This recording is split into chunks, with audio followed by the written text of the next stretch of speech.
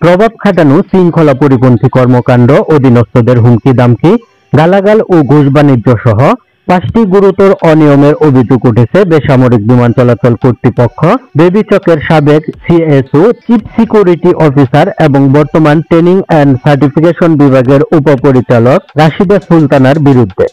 ইতিমধ্যে ৩ সদস্যের তদন্ত কমিটি বিভিন্ন অনিয়মের বিরুদ্ধে তদন্ত শুরু করেছে।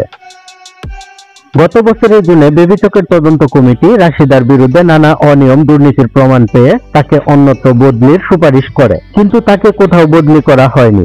সেই তদন্ত রিপোর্ট থেকে জানা যায়, কর্মক্ষেত্রে নিয়ম নীতির তোয়াক্কা করেন না তিনি, চলেন নিজের খেয়াল খুশি মতো।